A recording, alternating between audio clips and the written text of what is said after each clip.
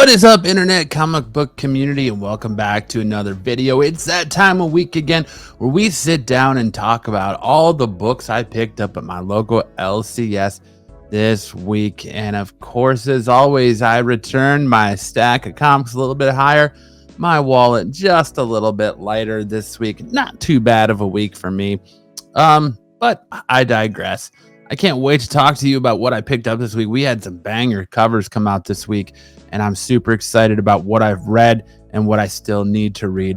But without further ado, what do you say we get into today's offerings of pickups and we start doing a little rundown of all the things I read this week? Starting off, we got Ultimate Spider-Man number 17. I picked up this Ivan Talavera variant. This variant is absolutely stunning. I've heard some people say the trade dress kind of ruins it. I agree, but the other one I believe was a 1 in 100, and I'm not going to pay those prices right now. Can't swing it. So I opted for the trade dress, even though it is a beautiful, beautiful cover. And Mary Jane's getting a lot of shine on a lot of variant covers as of recent weeks, and I'm all here for it. I absolutely love this Mary Jane cover right here. And the book is pretty good too. If you're reading Ultimate Spider-Man, we know that last issue we found out that Harry's death was all an illusion, and that this universe's Gwen Stacy, who subsequently is married to Harry, is a member of the Mysterio group. Into this episode, we get a little bit more play of that. We kind of see how many people are in this Mysterio group and how this Mysterio group fits in to things in this world. And we find out that Harry reveals himself to be alive to Uncle Ben, and he's searching out Peter Parker, and he wants to know where Peter is because Peter and his family are on the run because he thinks that people are out to get him. As we all know, the Maker in this universe is locked in the city, and he's set to wake up in, I believe, 6 months. So we're waiting for that time to come through before this big bad reveals itself. This issue sees Harry Osborn go visit Otto Octavius, who in this universe subsequently is their tech guy. He's the tech guy for Peter and Harry. And Harry gets his Green Goblin costume back after Otto Octavius has done some work on it. And you find out that his AI is actually his dad, who's just as disappointed him in this universe as he was in the main Marvel timeline.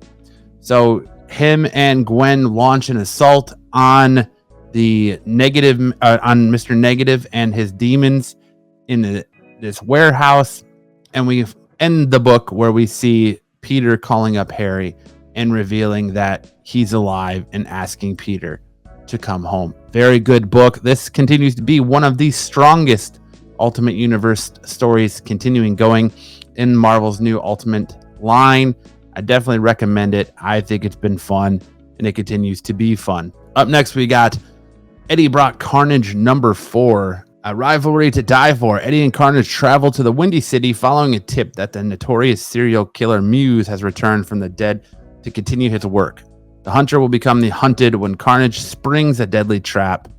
Meanwhile, Misty Knight circles in on Eddie's whereabouts. Yeah, so it's not really Carnage that springs a deadly trap. It's more like Eddie's the one that springs it. So Eddie takes Carnage to Chicago to try and find out what's going on with the rumors of Muse, to introduce Carnage and Muse, or so he thinks. If you remember a couple issues ago, issue 2 or 3, I can't remember which one, there was an incident on a plane, and Carnage took everybody from the plane, and he's using them as pawns against Eddie to make Eddie do his bidding. And so Misty Knight and the CIA talk to the podcaster that Eddie's working with. Remember, he's a special investigator for a crime podcaster. So they are interviewing her, and you find out that Eddie takes Carnage to Chicago to meet Muse. They find out where Muse is working, and Eddie sets a trap where he's going to make Carnage tell him where these people are being held, or he's going to basically burn himself to death. He lights the place on fire. And you see that there's this back and forth between Carnage and Eddie and sort of this power struggle of who's controlling who. And at the end of it, you see Eddie call the podcaster and say, I need your help, and I got the information. I need to get in contact with the CIA. I know where these people are being held. I made him tell me. And you see Eddie sitting there burnt to a crisp on the ground, because Carnage basically calls his bluff and says, I'm willing to take this as far as you are. I don't think you're willing to kill yourself for this or me, because if you die, I die. And Eddie kind of says the same thing. You die, I die. So you're either going to give up the information I want, or you're going to die. So that's where it ends. It ends kind of vaguely. It sounds like Eddie got the information he wanted, and we're going to have to wait till issue 5 to find out what that is. But this is a very strong book, very fun read, and I did pick up this Gleb McKelvenick. I just destroyed that name variant, and I think it was kind of the best. There was very few to pick from this book this week. Up next, we have Hush number 3 in the pages of Batman 160. The gentleman's name is Silence, and his alliance with Hush will destroy Batman. This issue is kind of all over the place. I still liked it. I don't understand the hate that this Hush 2 series is getting. There was really no need for a Hush 2, but I've really enjoyed the story so far. I know a lot of my counterparts here on the YouTubes haven't, but I enjoyed this story too, and it kind of just centers around Batman and his history, and with Hush, and how Hush is using this, scalpel made out of this precious metal that Batman's dad used to use, the same thing. And it ends with, you see Robin, or aka Nightwing, head off against Jason Todd, because Jason and Hush are working together. As you remember, a couple issues ago, Batman was supposed to kill the Joker, or save the Joker, really. Hush tore the Joker apart, left him for dead. Batman saved him. Jason Todd showed up, was really mad that Batman saved him, but not Jason. You kind of got that deeper yin and yang feeling between the Batman and the Joker, and that one can't exist without the other. And then this issue, we saw Batman wake up from his attack from Jason. Jason's gone. Joker's gone. Nightwing follows suit, as Nightwing, the Riddler for some reason, and Batgirl are all working together. Barbara Gordon, or Oracle, whatever you want to call her, are working together. Nightwing takes off to go search out Jason Todd. They're fighting, and Hush shows up, Batman's fighting Silence, and then Hush shows up with the scalpel of Damian Wayne's neck. Kind of all over the place. I still enjoy it. I'm not understanding the hate it's getting. I know a lot of people are not enjoying it, but let me know in the comment section below if you're enjoying Batman Hush 2 or not. Next up, we have Wonder Woman number 8. A new story begins here. This was the A cover I picked up. As My Mother Made Me, Part 1. The Tetracide was a much greater threat than Wonder Woman had imagined for her first battle on the surface, but the Tetracide was child's play compared to the negotiating the complexities and evils of man's world. The mysterious Area 41 and its black box maze will be Diana's greatest test yet, and what she finds inside will shock you. This book was an interesting read. It is a new story arc.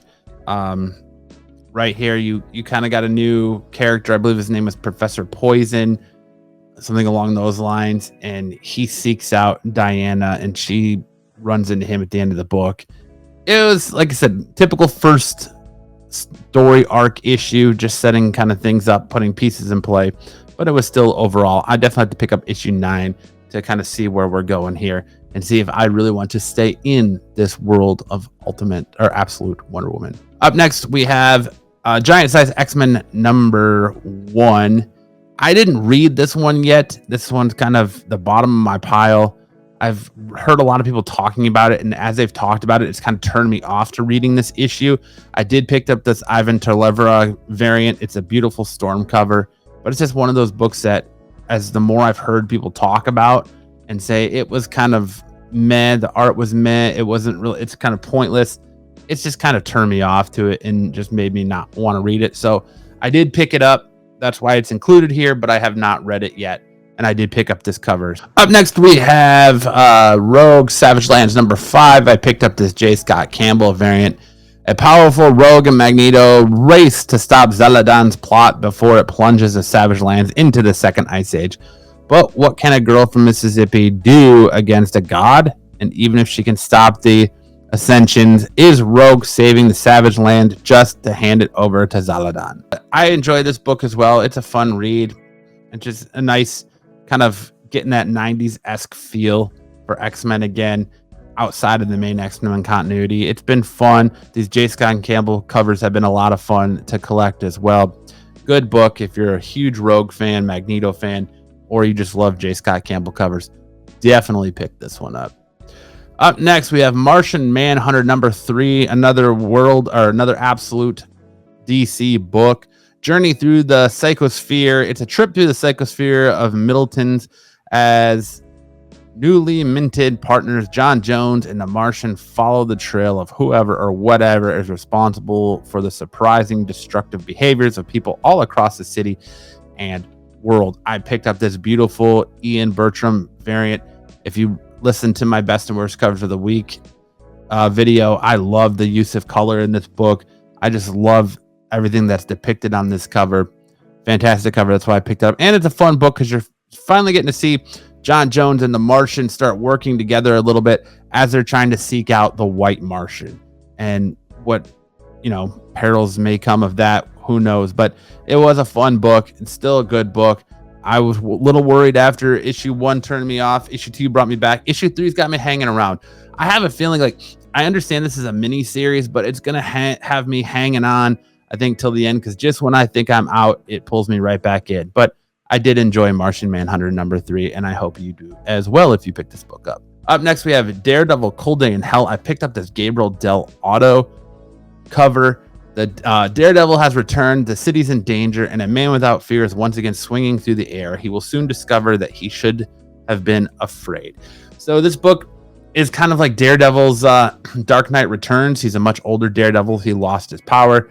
Something happened in the end of the last issue that gave him his powers back, and now he's kind of going at it, trying to find this missing girl. He runs into Elektra, and they find out this warehouse where this madman is keeping a bunch of chemicals, and we're still kind of getting the unraveling of the plot of this story. I have to say, like, I like Steve McNiven's art. He's done a lot, but his art is real different in this book, and it feels like modern day Frank Miller, if I'm being honest. Like, it's that wonky and just downright, I'm gonna say it, terrifying. It's not meant to be terrifying, but it definitely feels like Frank Miller drew this book. It's not what I'm used to for Steve McNiven, so it's an interesting change of pace, and I've really liked Daredevil Cold Day in Hell so far. It's been a fun story, an interesting Daredevil story, kind of a little something different than what we've been getting in the mainstay Daredevil title across Marvel Comics lately. Spider-Boy versus Mr. Negative solo. Mr. Negative and his inner demons need something that Spider-Boy has. Spider-Man's one rule for Spider-Boy is that he can't face any A-list villains as they're just too dangerous. And it doesn't get much more A-list or dangerous than Mr. Negative. But when Mr. Negative takes Spider-Man out of the fight, Spider-Boy doesn't have much of a choice but to break his rules. This was an okay read. It very much like that in the synopsis. It was Spider-Boy versus Mr. Negative. I was actually walked up to the counter at my LCS and I was like, I think I'm ready to take Spider-Boy off my pull list. It's one that was fun at first, and then it's kind of just, I found myself picking it up just for the first appearance of the Hulkling, the new Spider-Girl. And I was like, all right, those are cool, interesting new characters that, whether you spec or what, not knowing what Marvel's going to do nowadays and who they're going to throw into movies. Like, look at Scar, for God's sakes. You never know who's going to pop up in one of these MCU movies. So it's like, all right, I picked those book ups for the spec, but I was like, you know what? Times are changing and things are getting a little bit more expensive. And at $3.99, $4.99, $5.99 cover prices on books lately, you got to kind of start picking and choosing. And that's kind of what I was doing. I was like, I haven't really been reading Spider-Boy. If I do, I'm really reluctant to read it. So I'm just going to take it. And sure enough, because my shop doesn't bag and board the books, you have to get the bag and board separate and do it yourself. But long story short, as I'm standing there bag and boarding my stuff, I look at the back of the book and it's like, find out what happens in the final issue of Spider-Boy and Spider-Boy 20. And I'm like, all right, well, we're at the penultimate issue here at 19, I guess. So I guess I'm doing one more. So I'm sticking around for the end of this series at 20. But like I said, this book has been kind of hit or miss, and it's probably one that I think is good that's ending at issue 20. Next up, we have Magic. What issue of Magic is this? Magic number 5.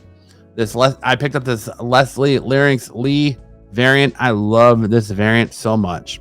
The 5th seal is open. Liminal's release on the horizon, and Dark Child's power growing. Magic is out of time to save the world. Can Cal and Danny Moonstar turn the tides, or did Magic know exactly how things would end up? She surrounded herself with demon slayers. Fun book. This cover is beautiful. I enjoy the J. Scott Campbell A cover as well. I've enjoyed the story in this book. I've enjoyed seeing Danny Moonstar in a book and them continuing to use that character. It's a lot of fun. I've enjoyed it. I know some people haven't, but it's interesting for Magic to have her own solo series, and it's one that I've guilty pleasured, kind of enjoyed. Then we get Feral the 13th issue, and I love this Jason cover from Tony Fleece.